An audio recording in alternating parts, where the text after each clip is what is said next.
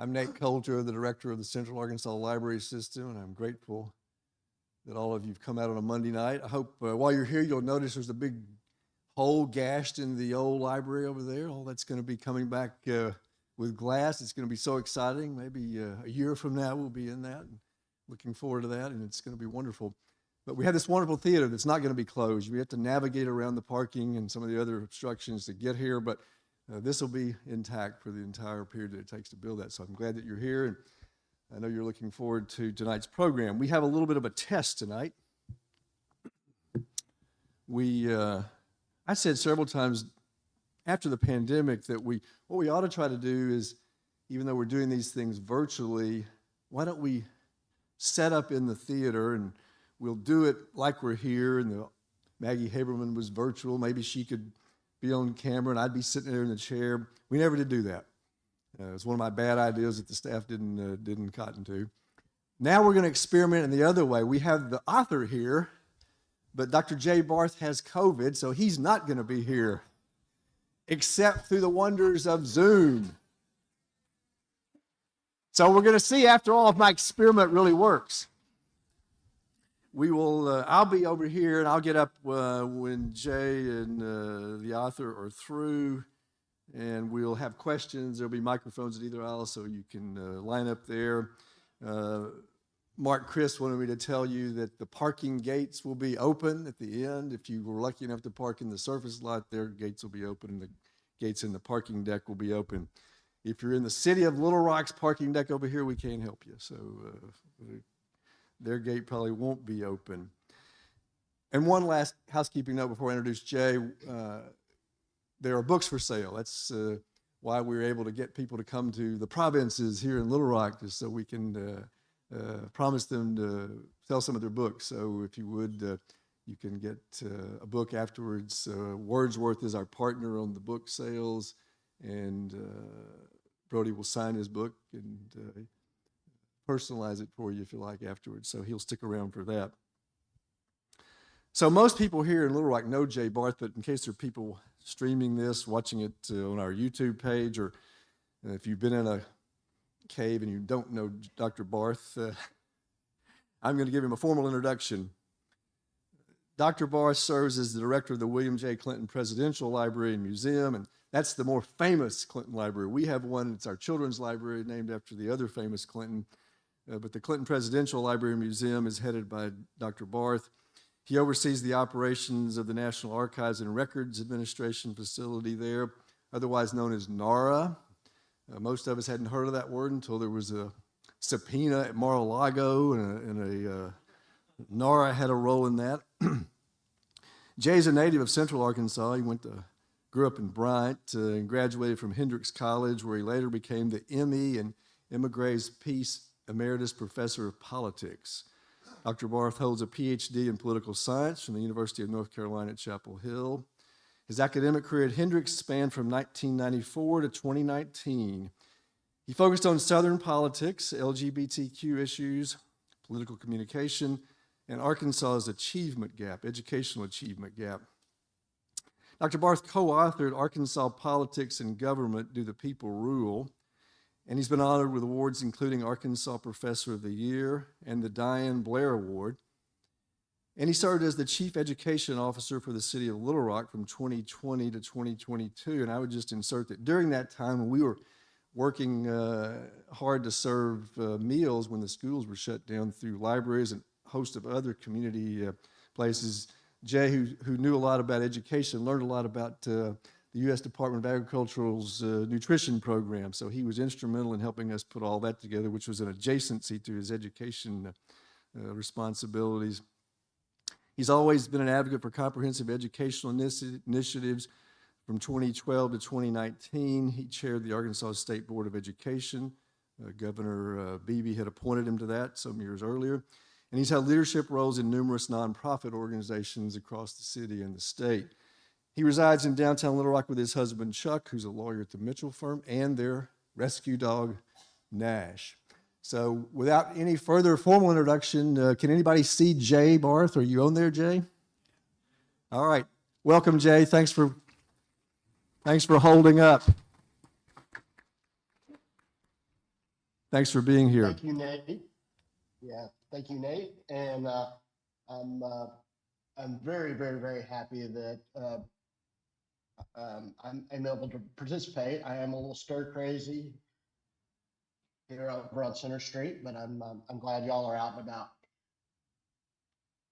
Brody Mullins is our guest tonight, and he is one of the two authors, along with his brother Luke Mullins, of The Wolves of K Street, which really looked at over 5 decades of how big money intersects with government in the lobbying business.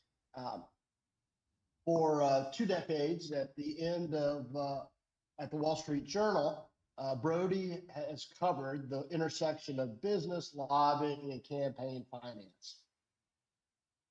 And last year, he was part of a team at the Journal that won a Pulitzer Prize for investigative journalism, for a project that exposed thousands of high-level government officials who own stock in the governments they regulate. We are thrilled that Brody has come to Little Rock, and I want to welcome him to the stage.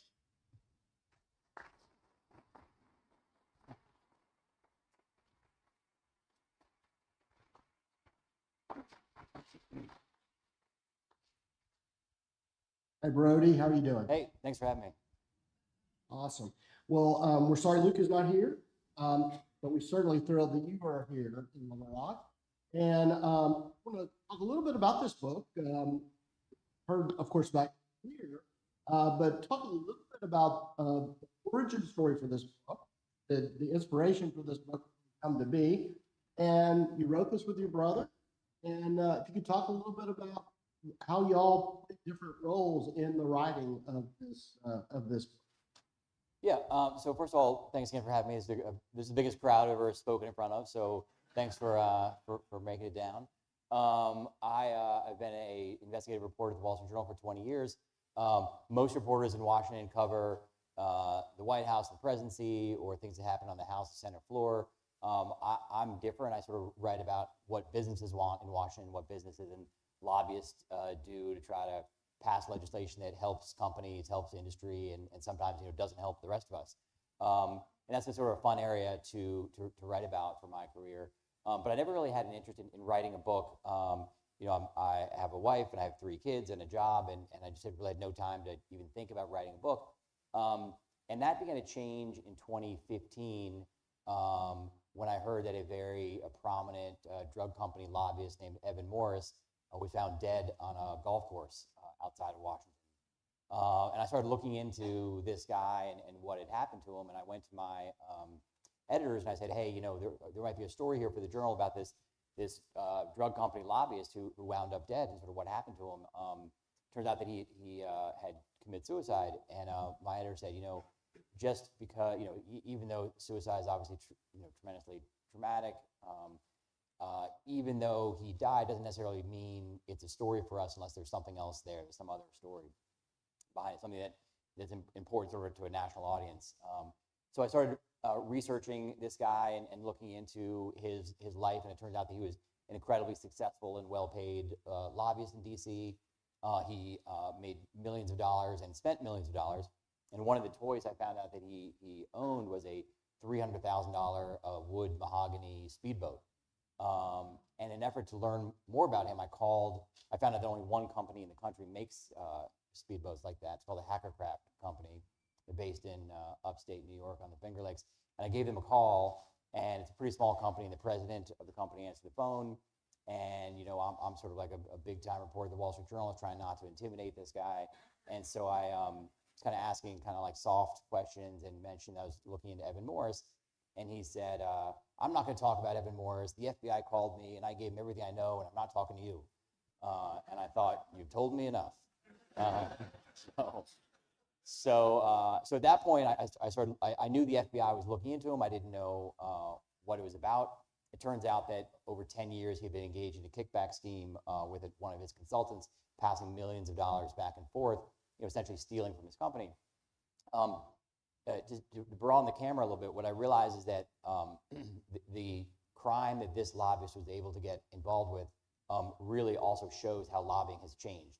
And so what we end up doing is writing a book here that's sort of about heavy topics like campaign finance and corporate power and lobbying, but it's also sort of a mystery on what happened to this guy, and that helps show how lobbying has changed and how companies got so powerful. So that's kind of how we got into it. That was in 2016 or 17. So we spent 7 years writing the book. So it's it was a very long project. Indeed. And talk a little bit about the role you and Luke played separately in this movie. Yeah, since Luke's not here, I can tell you that I did everything. No, it turns out, when Luke and I partnered, so the reason we partnered is that I'm sort of more of an investigative reporter at DC. We kind of thought that telling the story about this guy, Evan Morse, could be a great book, but also it was intimidating. Neither one of us had ever written a book before. We're both reporters, and frankly, I was a little concerned. I mean, I think we all know people, friends of ours who go into business together and end up never talking again, so we're sort of worried about that. But it turns out that that brothers have a life skill, which is that we're able to get in huge fights and then immediately recover. So that was how we definitely fought more than I'd like to admit. But it turns out that our skill sets were very complementary. I do more of the reporting and sort of early drafts, and he's a great writer. So he would sort of take early drafts I would write and kind of make them to read more like a novel. In fact, the best compliments we've gotten about this book are people saying, "Hey, is this fiction or nonfiction?" Because we tried to write, there's a really good, compelling story, again, because this is sort of a tough, weighty topic. So anyway, so Luke and I worked together really well, and that's not the reason he's not here. He just started a new job and is trying to get his feet wet. So Awesome. Well, we're going to spend most of our time talking about the last 5 decades or so that's at the heart of this story. But I'm a student of American political history, and I'm kind of interested in some of the backstory. And let's get to the way back story on the role of special interests in American politics. And it's a piece that I think we've all read at some point, and that's James Madison's Federalist Number 10, where he writes about special interests. And let's just really briefly remind us of his argument, and then talk about how well his vision worked out through most of our nation's history. yeah, so when we first got a book deal with our publisher, Simon & Schuster, we're trying to write about this guy who I mentioned, and our publisher said, what we need to do is find out something bigger than this book is about. I mean, what are we teaching people? What are we learning? So we spent about a year just diving into that topic, trying to figure out, what is our place in history? What's going on right now in Washington with the influence of big companies? And we found out a couple of things. One is that companies are incredibly powerful right now. They're just about the peak of their power in Washington and their influence over policy, but it hasn't always been that case. Companies really just started investing in Washington in the last 40 or 50 years, and our book sort of documents the rise of corporate power in DC. The other thing we learned is that the framers of the country envisioned that there would be basically corporate lobbying. They call them factions. They knew that Congress and the president were not going to make laws and regulations in a vacuum, that there would be pressure from members of the public, from industry, from workers to impact laws and regulations. And so what they saw, though, is that what they foresaw is that there would be sort of a pro-industry force on government and a pro-worker force, and those would be sort of equal size, and they would sort of battle each other to compromise. What we have found more recently, since companies in the 1970s started really investing in Washington, what we found out is that companies now have almost total control. There are really, labor unions, as everyone knows, are nearly non-existent in Washington. Their political influence is down the drain, and really only companies have influence in Washington. So that sort of distorted the original intent or foresight about how government would operate. And that's really the problem. That's sort of one of the things we're saying in this book is that lobbying is not illegal. Lobbyists have a bad name, but lobbyists are constitutionally protected. People have a right to petition their government. Everyone has a right to petition their government. And campaign donations are also protected as free speech. The problem is that in Washington right now, only companies have their voice, that the other side, that interest groups or public interest groups and good government groups and labor unions and environmental organizations just don't have the muscle that they had before. To go back to give one more point in history is that when I grew up in Washington, I remember the era of the 1910s and 1920s when we had the robber barons and we had the J.P. Morgans and we had the Standard Oil, and I sort of thought companies are powerful now, they're powerful back then, they're probably powerful all the way through. Well, it turns out from the New Deal to the Great Society, companies had very little influence in Washington. Companies embraced a lot of the growth of the federal government from the 1920s and 30s up to the 60s and 70s. Companies didn't fight a lot of the growth of the bureaucracy that badly. In contrast, labor unions had tremendous power, workers had tremendous power, and even consumer goods had tremendous power. This is a little before my time, but Ralph Nader was incredibly influential in the 1960s and 1970s, so much so that he took on General Motors over auto safety back when the phrase was, what's good for GM is good for the country, and Ralph Nader, one person, beat them, which shows, one, how much power Ralph Nader had, but also how little influence a company like GM had in Washington. Back then, before the 1970s, companies thought rules and regulations were made by people in Washington, and they didn't think it was their job to get involved. And in part, that was because during that time, companies were doing really well. Corporate profits were good for most of the century. Companies sponsored the Little League team. They cared about the community. They cared about the people who worked for them. But everything changed in the 1970s when the economy tanked. There was inflation, stagflation, corporate profits eviscerated, and companies looked around and said, what's going on? What's the problem? They realized the problem was the government. So they started investing in lobbies and campaign donations to fight back. And starting from that period to now, companies have just only gotten more influential. Yeah.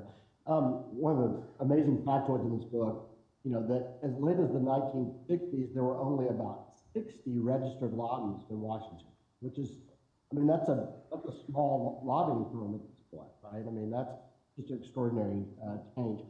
So you talked about Ralph Nader, whose work kind of helped corporations realize they needed to fight back this kind of regulation. But there's another person I want you to talk a little bit about, and this is a guy who is a future Supreme Court justice named Lewis Powell. And could you talk a little bit about his role in this period of change towards a much more powerful, potent influence for corporations? Yeah, Lewis Powell was a important lawyer in Virginia. He had an advisor role at the U.S. Chamber of Commerce in the 1970s, and he was sort of the first corporate executive or corporate representative to realize that companies were getting their butts kicked in D.C. and really needed to do something about it. And he wrote a famous memo in 1971, I believe, that was basically a call to arms to U.S. Corporations to say, hey, companies have no influence in Washington. They needed to hire lobbyists. They needed to send money and invest in Washington. Invest not only in lobbyists and campaign donations, but also in academic research and supporting sort of public policy organizations and think tanks, sort of create more pro-business policy in Washington. So he was sort of a major pivot point in the growth of the corporate lobby in DC. You can say there was sort of a period before the Powell, it's called the Powell Memo, before the Powell Memo and the period after it. And where we are now in terms of the strength of corporate America directly results from that memo and that call to action.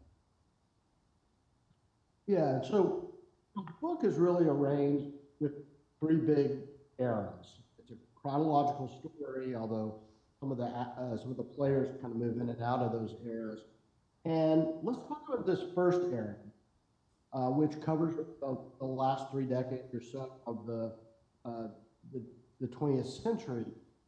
And it's an era which you describe as being dominated by the inside game. And I'd love for you to talk a little bit about what defined that game, and then love for you to go into a little more detail about the guy who really defines it, and that's really the first big-time lobbyist, a guy named Tommy Barth, and he really becomes the poster child for this vision of case. Yeah, so we're talking a lot about the history of the economy and the growth of the lobbying industry. These are a couple more sections here. One is we talked just about the rise of corporate power. We also talk about how lobbying has changed. So I think most people in America outside of Washington think that lobbying is a game played with sort of insider cozy deals between lobbyists and members of Congress and steak dinners and golf outings, and that era existed. That's not how lobbying works now. Lobbying is actually much more interesting and sophisticated now. But in order to set up sort of how things used to be, we write about that era, which we call the inside game. The inside game because lobbying took place between a member of Congress and a lobbyist, and a lobbyist was paid for by a company or a country, and they were just trying to get favors, and they were using any relationships they had. And the person we identify as sort of the first modern lobbyist is a guy named Tommy Boggs. Boggs might be a name that you guys have heard of. He started his lobbying firm in the 1960s. More importantly, his dad was a powerful member of Congress. Hale Boggs was the House Majority Leader, had been in Congress for 20 or 30 years. In 1972, he was going on a fundraising trip in Alaska, and his plane disappeared in a storm, and it was never to be found. To replace him in Congress, the citizens of New Orleans elected his mom as a member of Congress, so she served for 10 years. So Tommy Boggs grew up in a household where he knew every important person in Washington at a time when there was only a few people in Washington who mattered. Before the 1970s, Washington was basically run by the president, the Speaker of the House, and the Senate Majority Leader. They were essentially the only people who mattered in Washington. And successful lobbyists like Tommy Boggs, if you had a relationship with one or two of those guys, and they were all guys, you could get things done for your clients. And Boggs grew up with LBJ, going to parties in his backyard. He actually worked for LBJ in the White House and in the Senate when he was in college. He knew Sam Rayburn, who was the Speaker of the House. So Boggs sort of was wired in the three people who mattered and could get things done for his clients. Things changed after Watergate. After Watergate, Congress, the country, elected 50 or 60 reformers to Washington who changed the way power is held. They moved power from the presidency to Congress and from the congressional leaders down to committees and subcommittees. The idea was to have more, basically to democratize Congress, have more people have their hands on policy instead of just a few people controlling legislation. There were so many committees and subcommittee chairs that Tommy Boggs used to joke after the Watergate era that when he went up to Capitol Hill and he yelled out, "Hey, Mr. Chairman," 100 people turned around. And that's true. There were actually more than 100 people who were either committee chairs or subcommittee chairs or ranking members. So Boggs sort of represents that era of one person dominating the inside game and getting things done for clients. Yeah, and obviously midway through that era, Ronald Reagan comes to power with a very different vision of public policy, and there's another set of lobbyists who really come to the fore. And they operate under varied names depending on who was in the firm at a particular moment, but they're best known as Manafort. And occasionally Roger Stone was involved, occasionally Lee Atwater was involved. But talk a little bit about how they changed the inside game during that period. So after Tommy Boggs, lobbying starts to move to what we call the outside game, which is using public opinion and using the media a little bit more than just insider deals. And the first firm to start moving in that direction was a firm called Black, Manafort, and Stone. A bunch of these names this is Paul Manafort, Roger Stone, and a guy named Charlie Black. They were young campaign aides, Republicans for Ronald Reagan in 1980. If you remember back then, Ronald Reagan was the outsider candidate running against George Bush. George Bush was the establishment Republican, Yale educated and from Connecticut, back when Republicans were in Connecticut. And he now, and so when Reagan won, no one in Washington knew him. No one had any ties to him. And companies in particular who were trying to invest in Washington didn't have any connections to Reagan. I mean, one, he's an outsider. Two, the previous set of Republican insiders in Washington were Nixon folks who all left D.C. after Watergate. So Stone, Manafort, and Charlie Black, who were literally 29, 30, and 31 years old when Reagan won, said, hey, we can be lobbyists. So they started a lobbying firm, and they started reeling in huge clients, basically because they had access to, they're some of the few people who knew the key players in the Reagan White House. So they started lobbying for big companies. They worked for Rupert Murdoch. They worked for Donald Trump, actually, was one of their early clients. They worked for Salomon Brothers, all the big companies, TWA and Carl Icahn, all the big heavyweights of Wall Street industry in the 1980s were basically their clients. And what they started to realize was that they were campaign guys. And in a campaign, the way you win is if you get 51% of the voters to vote for you, you win. And what they realized is that the same thing can be said for advocacy campaigns. If you can get 51% of constituents or Americans to support a free trade bill or support a corporate tax cut, the members of Congress are going to follow. So they started for the first time really sort of moving lobbying or using campaign tactics to try to lobby and get things done for corporate clients. Yeah, I want to quote you. I'll include the book, and in this section, as you kind of move from the inside game to a different game, and you say that, quote, seeing lobbyists as tools of political influence, but as instruments of. What do you mean? So you're cutting in and out, but I think I know the question. So one of the things that sort of surprised me in my 20 years covering lobbying, or maybe 25 years, is I sort of thought, maybe as you did, that companies come to Washington and invest in lobbying as sort of a defensive strategy, that the government's trying to make regulations and companies are trying to block regulations. And I think that was true in the 70s and 80s. But companies now are really on offense for the last 5 or 10 or maybe even longer. They're really on offense in Washington. They're coming to Washington not to block regulations, but to shape regulations in a way that benefits them or screws a competitor. They're trying to create laws and regulations that help big companies at the expense of smaller companies. So instead of battling it out in the marketplace, which I think any Republican would say that you would, or any business person would say that you would want the economy to work or business to work or industry to work, they're sort of manipulating laws and regulations in Washington to gain an advantage. And this is sort of cutting ahead a little bit in our story, but I really think that has led to a rise in sort of the populism in the Republican Party. I think there's a lot of true, like, sort of free market Republicans who believe that big companies who invest in campaign donations and invest in lobbyists and use the U.S. Chamber of Commerce to change policy to help them win in the marketplace is a distortion of how the marketplace should work. One thing I've been blown away by in the last few years is these fights, if you've heard about these, with major Republicans in Washington battling against the U.S. Chamber of Commerce. I mean, for my entire life, the U.S. Chamber of Commerce and the Republican Party were basically the same thing. They were on the same page. They did things together. There was rarely a dispute. In fact, when I covered Capitol Hill and John Boehner was Speaker of the House, he had a weekly meeting with the head of the Chamber of Commerce and some other big-time industry lobbyists in his office in the United States Capitol, where they would plot strategy for passing corporate tax cuts or passing trade bills or whatever companies wanted, because the Republican Party and big business were on the same page. And now we see the people who occupy that office, the current Speaker of the House, the current House Majority Leader, are so fed up with the Chamber of Commerce that they have said that members of the Chamber of Commerce are not even allowed in their office. A few weeks ago, the Republican chairman of the House Ways and Means Committee, this is the tax writing committee, launched an investigation into the tax status of the Chamber of Commerce, which is just bizarre to me. It's sort of like Joe Biden going after big labor or something.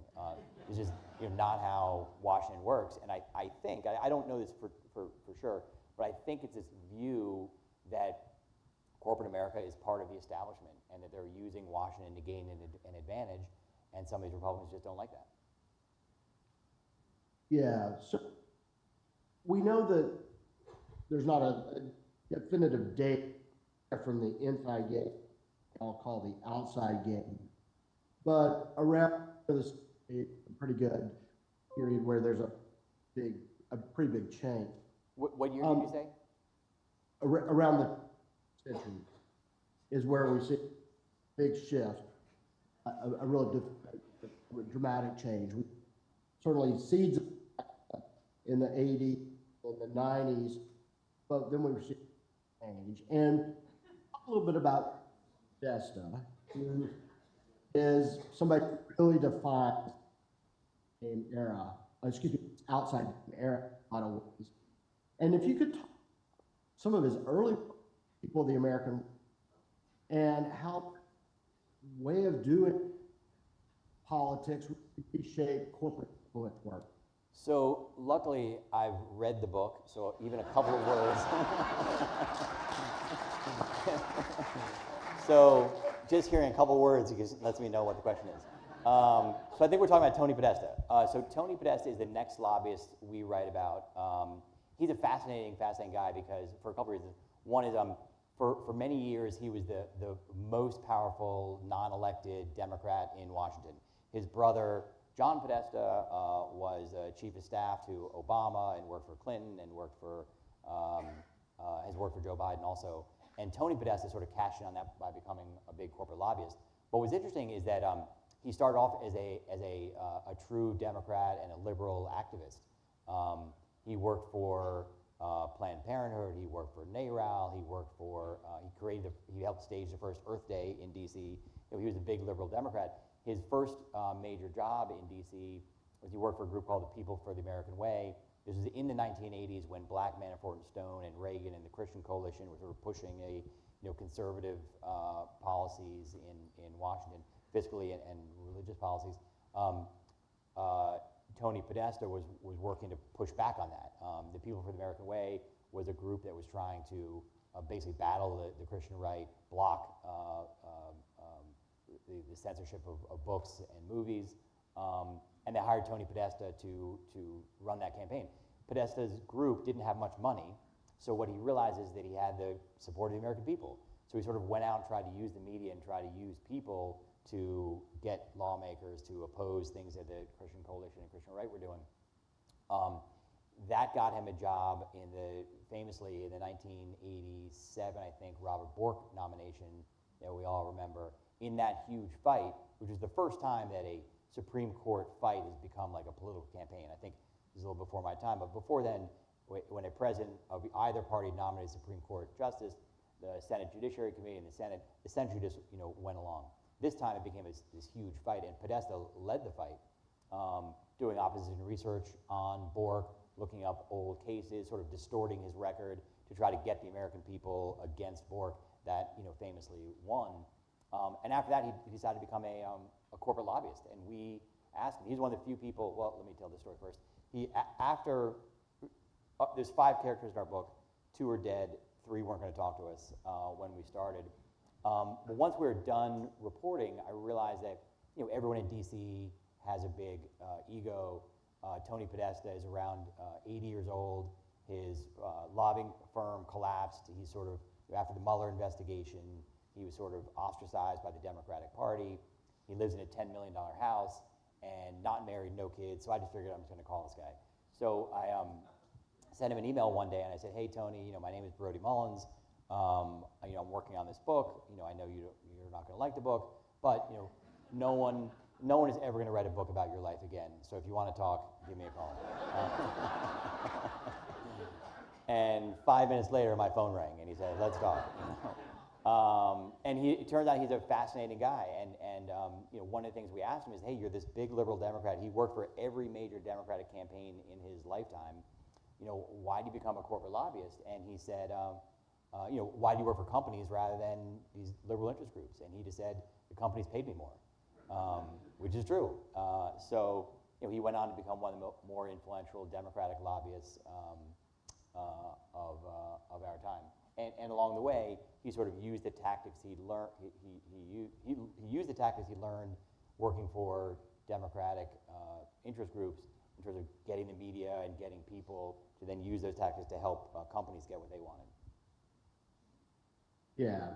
Hope that sounds going okay. Sounds better. Everything working okay? Wonderful. Great. So this is also the era, obviously, of the rise of big tech.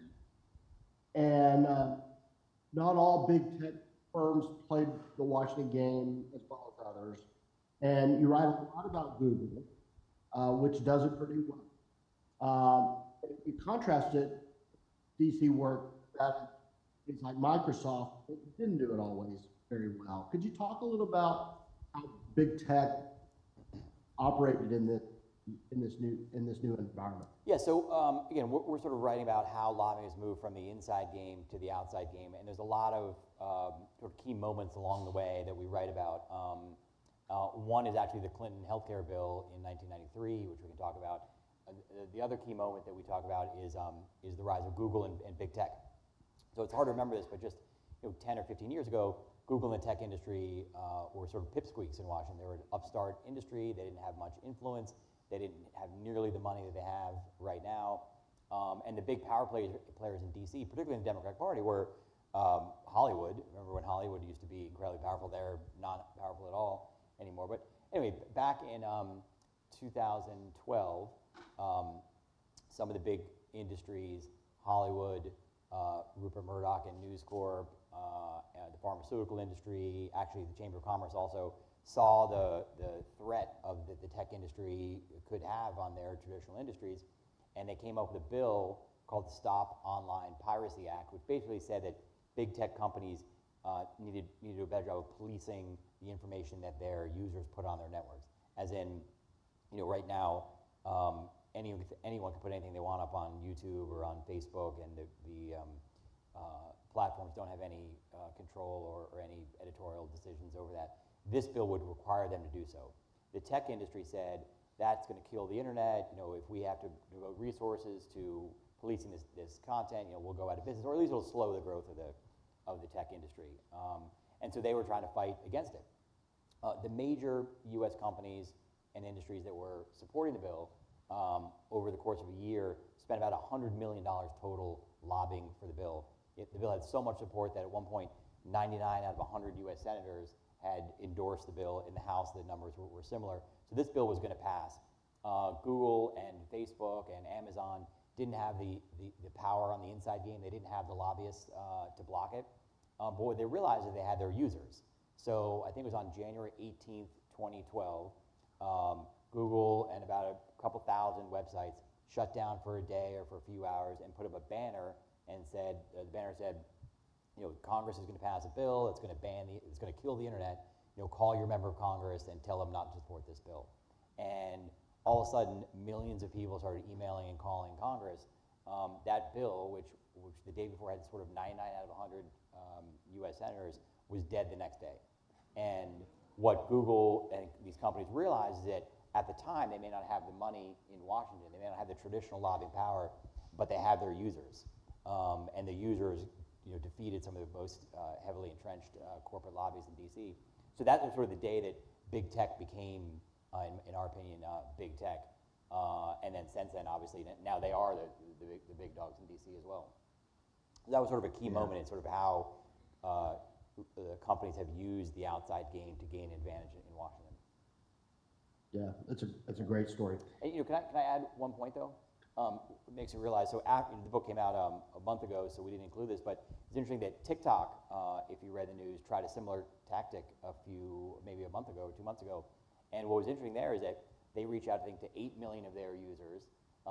Congress at the time was weighing a bill to essentially ban TikTok, and TikTok did the same thing. They got 8 million people to call and text their members of Congress, and that completely failed. And I don't know exactly why that is. My theory is that the people who TikTok called and had come to Congress were 16-year-old girls, and members of Congress knew they couldn't vote, so they didn't care about it. It's just interesting that one tactic that worked spectacularly 10 years ago is now used this time and doesn't work. So things are changing quickly, I guess. Yeah. So one day, which you do a lot of writing, obviously it pops into this book, is campaign finance reform. And campaign finance reform matters a lot in terms of the twists and turns and influence peddling. And 3 big moments stand out. One is the big reforms of the post-Watergate era, the Federal Election Campaign Act of '74. The second, Feingold legislation, just at the turn of the century. And then the Citizens United decision, 2010. And talk a little about all of these legislative and judicial actions and how K Street operates. Yeah. So they're all fascinating reforms. I mean, it's something that we found throughout the history of lobbying and ethics reforms in Washington, that every time Congress tries to do something to reduce the influence of lobbyists just find some other way into the system. The first big reform that we talk about is Watergate. Watergate really changed how power is held in DC, as we talked about before, in terms of creating committees and subcommittees, which actually really helped the lobbying industry, because instead of needing one Tommy Boggs, you needed 50 Tommy Boggs. You needed to know the subcommittee chair and the committee chair in the House and Senate. You needed to know all sorts of people in agencies. So as Congress got more democratic, you needed more lobbyists who had connections to those folks. So it really helped the lobbying industry. The other thing that Watergate did was, for the first time, legalize corporate PACs. Corporate PACs are the main way that companies give money to members of Congress. In 1974 or thereabouts, when the Federal Election Commission was created by Watergate reforms, there was only a handful or maybe a few dozen political action committees in DC. Over the next decade, that shot up to thousands, and today there might be 100,000 corporate PACs. And corporate PACs are the way that companies get there, make friends in Washington with with fundraising and giving big checks to members of Congress. The next big reform was, if you remember the name Jack Abramoff, there was a big scandal, lobbying corruption scandal involving Jack Abramoff in the early 2000s. Congress responded to that by trying to, again, separate the cozy relationships between lawmakers and lobbyists. They did that by banning gift giving, which basically meant that a registered lobbyist can't give anything of value to a member of Congress, can't take them on a golf outing or to a steak dinner or to a Washington Commanders game or whatever the Commanders are called these days. You can't give anything of value to a member of Congress. And that had a sort of perverted effect also, because the law only applied to registered lobbyists.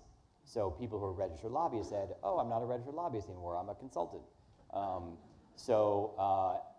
That law took effect in 2007, and from that day to now, there's actually fewer registered lobbyists in Washington, and it's obviously not because there's fewer lobbyists, it's just that people are playing a game and not registering. That was a way that people got around that law. And let me add one more. When Barack Obama was elected, he also said he was going to try to drain the swamp. Tony Podesta, one of the lobbyists we write about, is from Chicago. Obama's from Chicago, and Tony Podesta tried to make a big deal of how close he was with Obama in order to get clients. And he was quoted in the paper when Obama was trying to drain the swamp. Tony Podesta said, if Obama bans lobbyists from driving, we'll all get cars and drivers. And that's really true. I mean, there's always a way around these rules. The last one you mentioned was Citizens United. I have a different take on Citizens United than most people have. Doesn't mean that I'm right. But most people say that Citizens United opened the floodgate for corporations to spend a lot of money on politics, giving money to super PACs. I actually don't see the evidence that that is happening. I see most companies are worried about their brands. They want their products to be bought by Republicans and Democrats. They don't want to piss off either side. You saw this with Bud Light, a year ago. Companies are very risk averse, especially big brand name companies. They're risk averse. They don't want to write $1 million check to some super PAC on the Democratic side because you'll upset Republicans. There's no doubt there's more money in politics after Citizens United. I think most of that money is from billionaires on the left and the right who are giving money. There's one exception, the oil industry, which is more partisanly Republican. They have given money to super PACs, but most other industries have not. One side note is that I actually think our book is at the rise of corporate power in DC. But in the last couple of years, we've actually seen a decline in corporate power in Washington. Starting about the time that Trump got elected. I went and looked back at the top 5 sources of campaign money to the political parties over the last 20 years. So I looked in 2002, the top 5 sources of money to both Republicans and Democrats were big name U.S. companies like AT&T and Microsoft and Philip Morris and Verizon, and I'm missing one. 10 years later, in 2012, the top sources were all the private equity companies in New York and some big hedge funds. And in the last election, the top 5 sources were companies that I've never heard of. One was called ABC Supply, one was called Uline, and Uline actually is a bigger company. But these are now all billionaires who are flooding their money into politics. It's not AT&T, it's not Microsoft, it's not brand name companies. It's sort of billionaires who for the first time have an avenue to get really involved in politics. And the interesting thing to me is that we know what AT&T wants, we know what Microsoft wants, and those companies are governed by shareholders and boards of directors, and their campaign donations are regulated and known. With the billionaires, we don't really know what they want. And lots of times, billionaires who run companies don't have a board of directors and don't have oversight and kind of can spend money however they want. So in a way, that's almost a more alarming trend. Yeah, and that's kind of getting us to the third, in what you will call the reckoning. And starts around 20, and marked by the personal and legal ties of many of the key names that define the rest of the book of these 5 key players. And you certainly talk love for you to talk about Donald Trump's arrival to reshape the role of corporations. You've begun to hint at that. Give you a chance to talk about that in a little more detail. Yeah, this is a fun game. We should see how few words we can hear to figure out what the question is. But I got it, Trump. So when we started writing this book in 2017, and it was about the rise of corporate power. And about that exact time, companies started losing a little influence. And that was right when Donald Trump was elected. Donald Trump is not a normal Republican. He's obviously a populist. More importantly to me, since then, there has been a growing number of populist Republicans in the House and Senate who are acting, to me, very much like Democrats. And for corporations, that can be scary. For 50 years, corporations have had a strong bipartisan pro-business center in Washington where they can get almost everything they want. It didn't matter if there was a Republican president or a Democratic president. Companies were basically successful in terms of trade, lower taxes, fewer regulations. That's now all of a sudden changing. We don't know exactly where things are going. We don't know if Trump will be elected again. But to me, this is bigger than Trump. I think Trump is sort of a reflection of the changes in the Republican Party. I'll give you 2 good examples. One is I did a study for the Journal where I looked at the 100 poorest congressional districts in the country 10 years ago and last election cycle. And it wouldn't surprise you that 10 years ago, of the 100 poorest districts, 63 were represented by Democrats, because these are poor urban districts, and 37 were represented by Republicans. In the last election, it was the exact opposite. 63 of the 100 poorest districts are now represented by Republicans.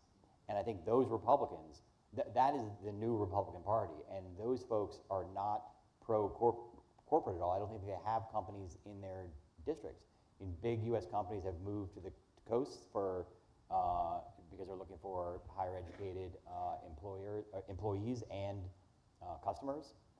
They're leaving those rural areas, and some Republicans are representing those areas, and they're just not as pro-corporate as they used to be. And as a result of that, there's a lot of senators who are doing and acting like Democrats. Josh Hawley, who is a big supporter of Donald Trump, has 3 bills right now with Elizabeth Warren to rein in corporate America. One of them would make it easier for workers to join labor unions.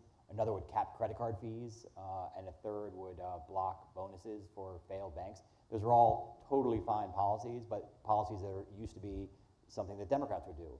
And having a conservative Republican support those just shows that the party is really changing. And it's not just Josh Hawley. There's Josh Hawley, there's J.D. Vance in Ohio, Marco Rubio in Florida,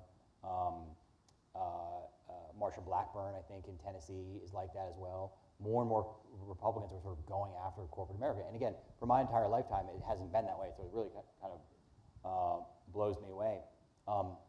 One other example, we see this in tech, obviously, that both Republicans and Democrats seem to be attacking big tech and the influence of big tech.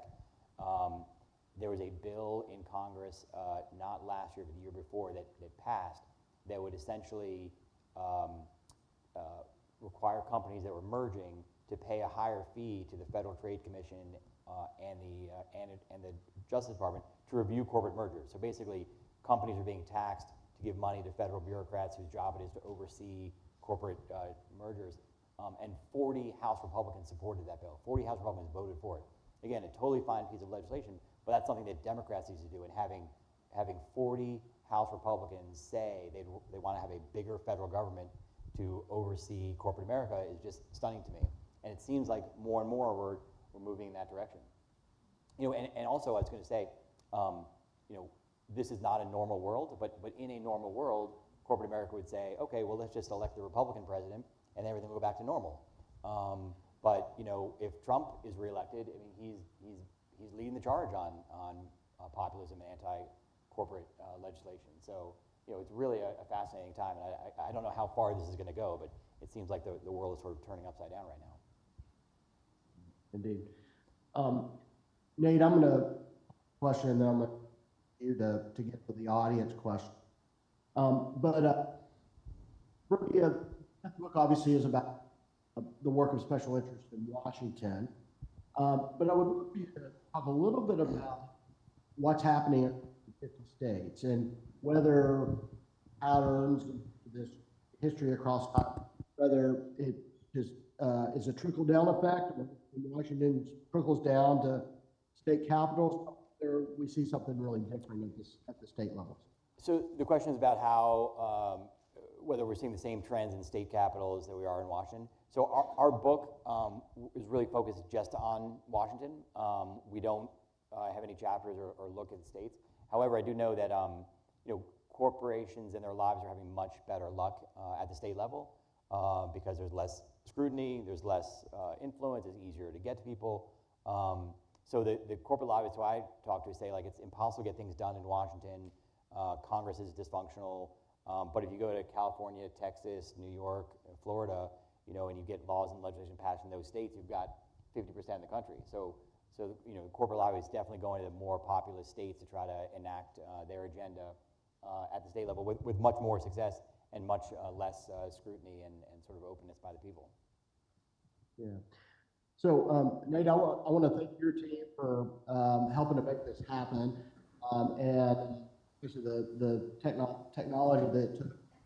And I also want to thank you all for your partnership with the Presidential Center, which includes the Library, the Foundation, and the School of Public Service.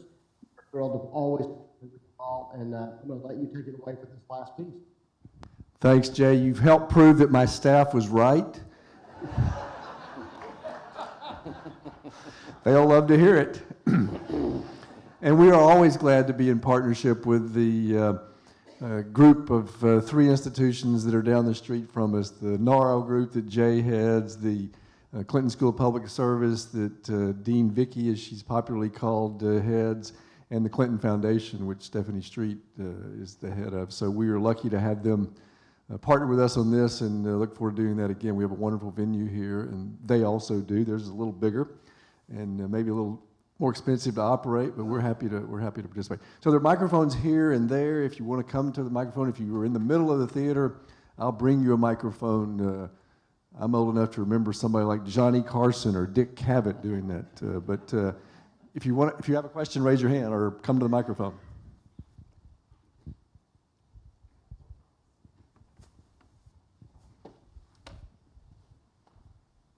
Maybe if you only give me 1 or 2 words of the question, I can guess it. Real quick, I'm curious, it's K Street, so you probably didn't cover anything about foreign lobbyists, but wouldn't they be smart enough to use domestic lobbyists to partly cover their tracks and partly get around any foreign lobbyists limitations or in the law? What do you mean? Just lobbyists for companies, foreign companies that might be doing business here, or to bring it up to be honest, I mean, it seems like the foreign heads of state and foreign dictators have been very quick to make sure they get a good public image too. Like MBS in Saudi Arabia killed Khashoggi, and yet he still wants to be a good old friendly guy with everyone else.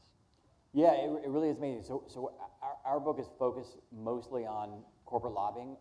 We try to stick with domestic lobbying. However, we also followed our 5 characters wherever they went, and 2 of them, Tony Podesta and Paul Manafort, both went into foreign lobbying in their lifetimes. And what's interesting is that they both sort of had different motivations, but it all came down to money. Tony Podesta was basically had an addiction to art. He owned multiple $10 million pieces of art. He owned thousands of pieces overall. He had so much art that he had to have a temperature-controlled storage room they bought somewhere to store his art. So he was so addicted to art that he was buying art that he couldn't even display, he was just putting it in storage. And at some point, he and his wife, Heather Podesta, who was a lobbyist, got divorced. He wanted the art, and in dividing their assets 50-50, he had to basically give her everything else. So all of a sudden, he was cashed out of Saudi Arabia to representing some Egypt and some other big companies overseas. And what we've seen is that when lobbyists are working for companies overseas, or for countries overseas, they tend to get involved in scandals. And Tony Podesta, signed up with Paul Manafort to work for the pro-Russian president of Ukraine in 2012. This is the scandal that ended up part of the Mueller investigation that blew up both their firms, that put Manafort in jail and ruined Tony Podesta's life. Both of them just saw the dollar signs overseas. I mean, Paul Manafort was making a ton of money in D.C. He went over and worked for the pro-Russian president of Ukraine for 6 years. He made $60 million in just 6 years. That's not an amount of money you can make lobbying for U.S. companies. And Paul Manafort, was he just wanted the money. I mean, had Paul Manafort simply paid his taxes on that $60 million, he would be fine. But he tried to wire the money back to the U.S. and use it to buy real estate without paying taxes, and ended up in jail because of it. So what we found is that unscrupulous lobbyists in D.C. tend to try to find those overseas clients where they can make a ton more money. Now, do they have the same impact on policy? It's sort of hard to tell. It's hard to tell if foreign companies are getting their money's worth, but they're definitely spending a lot more. Let me ask a question. Go ahead, Alan. While Alan's going to the microphone, I'm always curious, has there been anybody who's read your book who has been alluded to maybe in the book, who's expressed their unhappiness about the book? Yes. So one of the major people I write about is a guy named Jim Kordovich. I haven't mentioned his name. The media plays a role in lobbying that people in the media like me don't write about. So in this book, we decided to write about it. Members of Congress get their information from several sources. They get it from their staff, they get it from lobbyists, they get it from members of the public, from their family members, and they get it from the media. And lobbyists know that. So some lobbyists try to sort of influence the stories that are being written in the media. And I don't really mean the Washington Post or the New York Times, although that's true also. It's more the inside Capitol Hill publications like Roll Call or Politico or The Hill. These are publications that staffers and members read all the time. So some lobbyists for corporations try to get their messages into those stories, or have reporters write stories that are friendly to their industries. It's a really interesting way of sort of trying to influence public policy. So we write about that in the book, and this guy, Jim Kordovich, is the major player in that world. He throws big parties in D.C. and invites reporters and wines and dines them and gets important government officials to come to parties. And then he leaks word of the parties to Capitol Hill newspapers who write about them, or sort of create this more like buzz that these things are important. Anyway, then he turns around and asks reporters for favors, basically, to get stories written that are beneficial to his clients. When I wrote about him and was reporting on him, he started sending me a series of text messages and emails that were vaguely threatening. I couldn't tell if they were legal threats, which I'm fine with, or threats to kill me, which I'm not fine with. And actually, I don't care about me, as my wife and kids are at home. So I had to go to the Journal's security department, and they read all the emails, and they said we have a solution. They print out his picture, and they put his picture at the front door of the Wall Street Journal, and they said, do not let this man in the office. And I thought, I don't care about the office, it's my house that I'm worried about.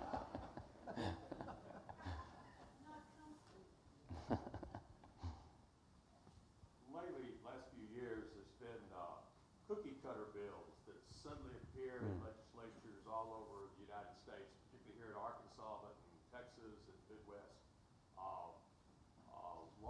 say if you're a company, you have policies against investing in oil and gas or natural fossil fuels, or if you have ESG policies within your company. Could you talk about the American Legislative Exchange Committee and ALEC and what they're doing? And do you think they're going to be here for a long time? Yeah. So ALEC is this group in Washington that's kind of a front group for corporations that helps corporations get laws enacted around the country. Sort of back to what we were talking about before. If you can't get things in DC done, go to the states. So ALEC helps companies write and draft legislation and get them introduced around the country. The idea is that if all 50 states enact a law, then you don't need Washington. I think that they have been fairly successful, certainly on this issue of ESG. I mean, we've got big states like Florida and Texas who seem to be going after private equity funds, going after oil companies for their investments. I think it's also part of the populism that I'm talking about, that there are big state governments like Texas who are banning or trying to ban private equity firms from their work in the states because of their ESG investments. It's a very interesting area. Yeah. I think this is on, yeah, it's on now. Yeah, so I'm trying to make this one question instead of 80. But specifically, you're talking about the populism in the Republican Party, and then you were also talking about the prominence of billionaires who have hidden agendas in politics now.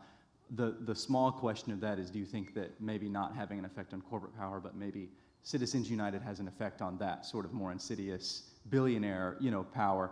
But the other bigger part of that question is, how far do you think in the Republican Party specifically, because I think the Democratic Party, like you said, have had this anti-corporate populism for a long time.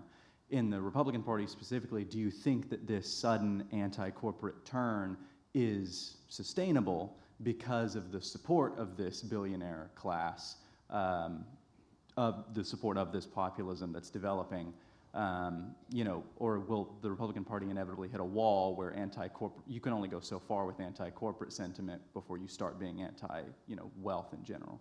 Yeah, good questions, and I don't fully know the answers to them because this is still playing out.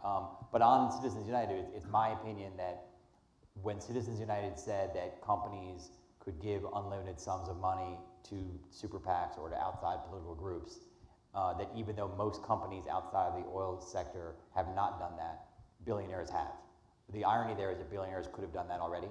They didn't need Citizens United, but I feel like it made them extra safe that this was a legal thing for them to do, and therefore they have. On the second part, I don't know how far this Republican populism is going to go. To me, it's the most fascinating thing going on in politics. I can't see the parties fully inverting, but also if you asked me 8 years ago, there's no way Donald Trump could be elected. So it's just hard to see how some of these things can happen, but I mean, that's the direction that we're moving in. It's hard to figure out if in the Senate this is 5 to 7 Republicans who are off the reservation, or if it's a trend. And it seems like if you go back to that antitrust funding bill, it'd have 40 House Republicans vote for increasing the size of antitrust regulators, giving antitrust regulators more power to go after corporate America. That says something. And that bill became a law. I mean, that's on the books right now. I think a good test is going to be, for me, the Trump 2017 corporate tax cut bill, which he enacted in 2017. I think it was basically a Republican Paul Ryan bill. It was a corporate tax cut. It saved $1.3 trillion for U.S. companies. Most of that tax cut is going to expire next year. If Trump is elected, will he still support his own bill? He has said publicly he will, but it's sort of contrary to his other things he says on the campaign trail. I think just as interesting, in order to get that bill passed or get that corporate tax cut law passed last time, every single Republican needed to vote for it in order to get, I think it won by 1 or 2 votes. This time, will there be those 40 Republicans who voted for the antitrust funding? Will they be with corporate America? I mean, some of them will, but you only need a couple to change. One of them could be Jason Smith, who's the chairman of the Republican Ways and Means Committee. This is the guy who's running an investigation into the U.S. Chamber of Commerce. I mean, the U.S. Chamber of Commerce is the leading force supporting the corporate tax cut, renewing the corporate tax cut bill. Jason Smith is the guy writing the law, who next year will be writing the law on the corporate tax cut bill, and they're battling right now. So that doesn't seem like a very good sign. So I think that's a good test case to see. I mean, if all Republicans get back together and vote to renew this $1.3 trillion tax cut, then everything's back to normal. But I just don't see that happening. And it would seem crazy for the Republican Party and a Republican president to strike down a corporate tax cut bill. There hasn't been a corporate tax increase, in my lifetime, a broad scale. So, that would be amazing, but maybe that's what's going to happen.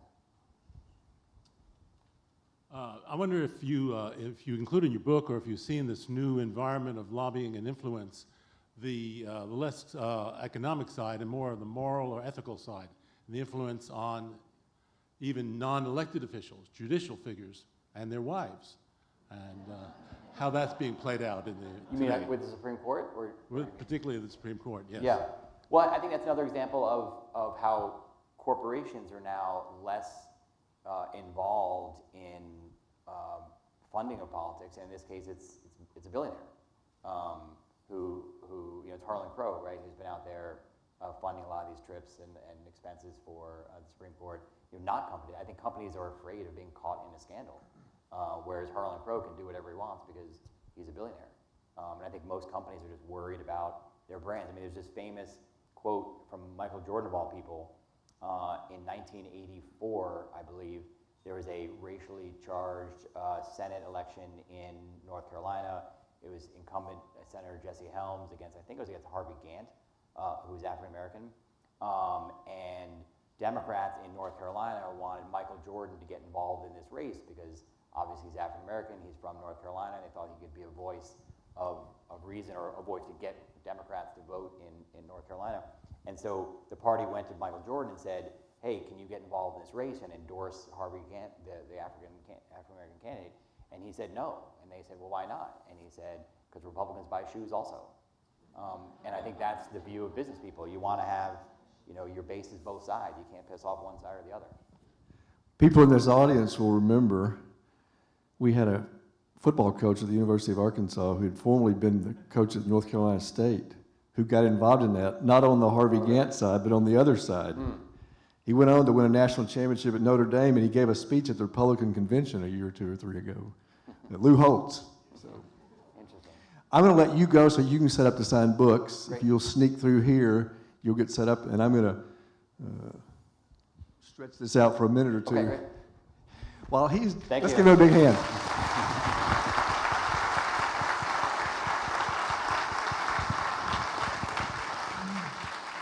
Thanks again for coming, and I'll tell you, since you've been here patiently, that this is something that we're trying to do more of. We are lining up people to come to the Fall Book Festival. We're going to have Ann Patchett. We're going to have Pulitzer Prize winner Ilian Wu, who's written a book that is fabulous, Husband, Wife, Master, Slave. And we're working on a couple of others, one of whom might be of interest to Alan. There's an author of a book who was invited to speak at the University of Arkansas. Popular book about injustice in the West Bank. He refused, as I understand the story, he refused to sign this ALEC-generated legislation that led to a law which requires anyone who gets any money from the state of Arkansas to sign a statement declaring that you are not engaged in any sort of protest or won't do anything to suggest. Yes. And I'm not going to name names, but someone who's prominent in Temple B'nai Israel has suggested that we contact this author, and I think he's interested in it. He doesn't have to sign that pledge to come to the Central Arkansas Library System. So those are the kinds of things that you're doing by supporting the public library. I just want you to, all we ask is that you tell your friends and show up for events like this. I was worried that we wouldn't have on a Monday night this many people here, but I'm thrilled, and we'll keep trying to do this for the community in partnership with the Clinton Presidential Center and anyone else who will come up with good ideas and help us bring people here. So thanks again for coming, and buy a book if you can.